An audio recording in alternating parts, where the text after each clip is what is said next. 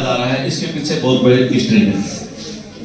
पहली हिस्ट्री तो आपको पता है कि वे आज के दिन भारतीय संविधान को समर्पित किया गया था देश की जनता के लिए भारतीय संविधान सभा में। और दूसरा कारण मैं आपको बताना चाहूंगा कि 9 अगस्त 2018 को, आपको एक डेट याद रखनी होगी। वैसे तो 9 अगस्त को मूल निवासी दिवस मनाया जाता है, विश्व मूल निवासी दिवस, मगर 9 अगस्त 2018 को भारत के राजधानी में दिल्ली जंतर मंतर, दिल्ली के जो जंतर मंतर स्थान है वहां पे भारत के संविधान की प्रतियां जलाई गई थी। और किसने जलाई गई?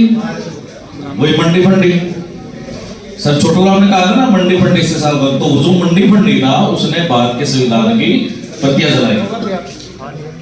उससे पहले 2 अप्रैल 2018 को देश में बहुत बड़ा आंदोलन हुआ था।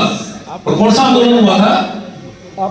एक SC/ST एक्ट है, उससे छेड़छाड़ करने की कोशिश की जा रही थी, उसके खिलाफ था। और जो SC/ST एक्ट है वो भारतीय संविधान का कितना सा हिस्सा है? बिल्कुल छोटा सा हिस्सा है, नाम मात्र का हिस्सा है।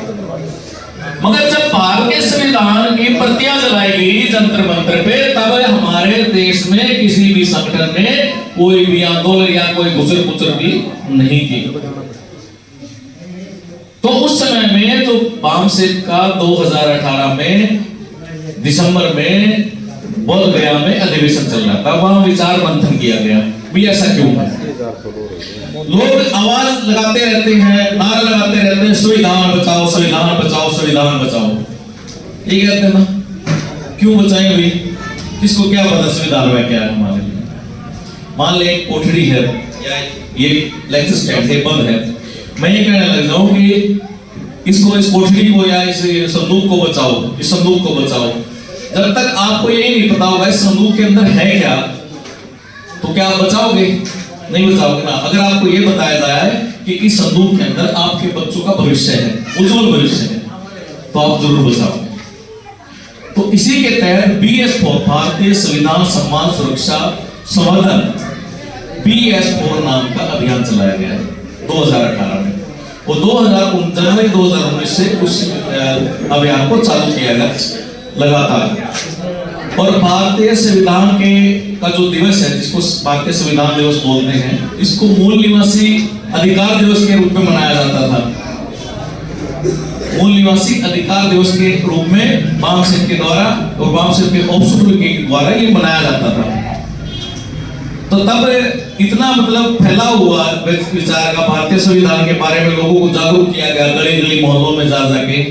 आपके पानीपत में भी, सोनीपत में भी, पूरे हरियाणा में, पूरे भारत में लगभग 300 जिलों में BS4 कार्यक्रम चला 2019 से लेके 2024 तक लगातार चला।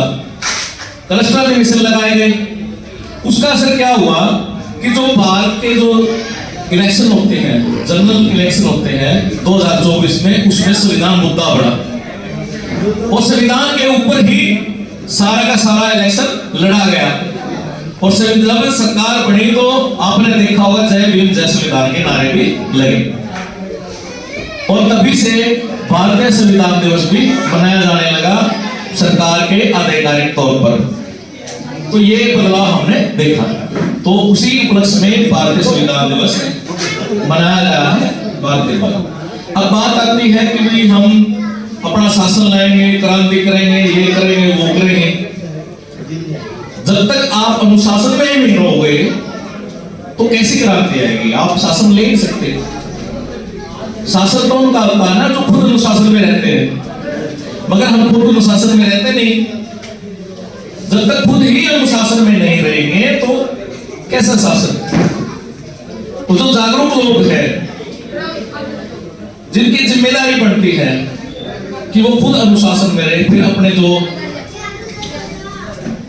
संबंधी है, परिवार है, अपने रिश्तेदार है, समाज है, उसको भी अनुशासन में लेकर आना है। क्योंकि वो भी अनुशासन में नहीं। क्यों नहीं है? क्योंकि वो दूसरों द्वारा शासित है, दूसरे के विचार द्वारा शासित है, इसलिए वो अनुशासित नहीं है। अनुशासन में वो रहेगा जो खुद को पहचानेगा, खुद के बारे में जानेगा। तो अनुशासन के लिए सबसे जरूरी है बाबा साहब अम्बेडकर की जो बातें थी, शिक्षित बनो, संघर्ष करो और संगठित बनो। ये व्यक्ति के लिए है, संगठन के लिए नहीं है, व्यक्ति के लिए है। व्यक्ति के लिए पहले कहा शिक्षित बनो, फिर बोला संघर्ष करो, उसके बाद संगठित रहो। और संगठन के लिए बोला गया जो आप जागरूक साथी हैं उनको बोला गया शिक्षित करो, शिक्षित बनो नहीं कहा, उन्होंने कहा शिक्षित करो, जो बाम से पढ़ा दल की बात है, शिक्षित करो, संगठित करो और संघर्ष करो, ये बात रखी। अब शिक्षित यानी खुद को अनुशासित करना है। कैसे करना है? बाबा साहब डॉक्टर भीमराव अम्बेडकर ने जो बुद्ध धम्म बोलते हैं, धम्म जिसको धर्म बोला गया है, वो धर्म नहीं है, वो धम्म है, रास्ता है। ठीक है, बिल्कुल मोटा मोटा सा रास्ता है। आपको कोई आपको पंचशील या त्रिशरण पाली भाषा में गाने की जरूरत नहीं है। ये सभी धर्मों का निचोड़ है जिनको धर्म बोला है। सभी संप्रदाय जो आध्यात्मिक संप्रदाय है, जैसे धर्म तो आदमी का धर्म क्या है? एक दूसरे का सहयोग करना। परिवार कैसे चलता है? सहयोग से चलता है। पिता का धर्म क्या है? अपने बच्चों का, अपनी पत्नी का पालन पोषण करना, उसकी देखरेख करना, यही तो है। पति का धर्म क्या है? पत्नी का धर्म क्या है? बच्चों का धर्म क्या है? सभी को पता है।